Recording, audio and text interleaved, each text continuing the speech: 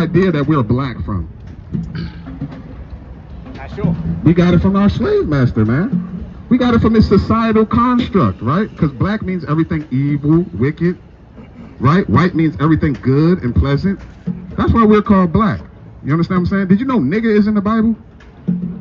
Didn't know you. Sister, did you know nigger is in the Bible? In the original text of it from the slave masters. Okay, we're going to read, this is your King James Bible. We're going to read the book of Acts, chapter 13 and verse 1. This is the New Testament. Go ahead.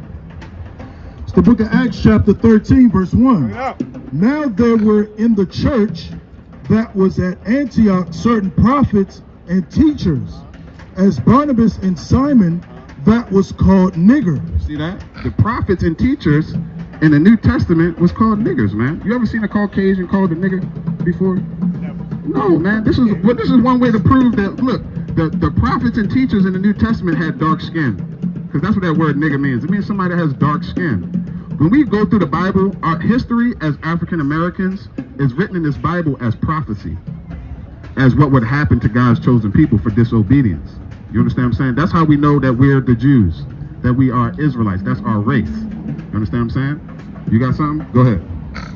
It's the book of Amos chapter 3 and verse 1. Hear this word that the Lord has spoken against you, O children of Israel, against the whole family which are brought up from the land of Egypt, saying, you only have I known of all the families of the earth. Now, you know, the world said God loves everybody, man. The God knows everybody. This Bible verse says right here, you only have I known of all the families of the earth. Read on. Therefore I will punish you for all your iniquities. Therefore, he's going to punish us for not keeping his commandments. That's why we get gout for eating pork, shrimp, crab, and lobster. That's how for not having the right diet. You understand? That's why we get all these things. Listen to this. Give me Deuteronomy 28 and 68. Therefore I will punish you. I'm going to read one punishment. You tell me who else did this happen to if it's not us. Right? You listen to this. Listen to this, brother, real quick. Deuteronomy chapter 28 and verse 68. It's the book of Deuteronomy chapter 28 verse 68. Bring it up. And the Lord shall bring thee into Egypt again. Now the Bible says the Lord's going to bring us into Egypt again. In the Bible, Moses freed us out of the land of Egypt. So after we got out of Egypt, the Lord said, I'm going to bring you back into Egypt again, but how? With ships. Now when we left Egypt, we walked out. We didn't need a ship, right? So what does Egypt mean? It must be a place far away where we're going to need a ship to get there, right? Let's find out what Egypt means according to the Bible. Go ahead. It's the book of Exodus chapter 20 and verse 2. I am the Lord thy God, which have brought thee out of the land of Egypt, out of the house of bondage. So to us, you know, we love slang. So to us, when we hear that word Egypt, we know that means the house of bondage. You understand what I'm saying? That's what that word means. Now read this again. The Lord is going to bring us into Egypt again. It's the book of Deuteronomy chapter 28 verse 68. And the Lord shall bring thee into Egypt again with ships, by the way whereof I spake unto thee. Just like how he said he was going to do it. Read on. Thou shalt see it no more again, and there ye shall be sold On this new place, Egypt, we're going to be sold. Read on. unto your enemies for bondmen and bondwomen, and no man shall buy you. Nobody redeemed us out of this captivity. We still over here today. If you line up the Chinese man, the Arab man, the East Indian man, they can't, this is not their testimony. They're not going to be able to identify with this verse. Only we are. So we don't need no DNA test. We don't need 23andMe. We don't need Ancestry.com. We got the words of the Lord, man. You understand that? Give me 28 and 46 real quick. I know y'all got to go, but let me give you two more. Give me 7 and 6, and you give me 28 and 46. Go ahead. It's the book of Deuteronomy chapter 28 verse 46. Listen to these last two, brother. Go ahead.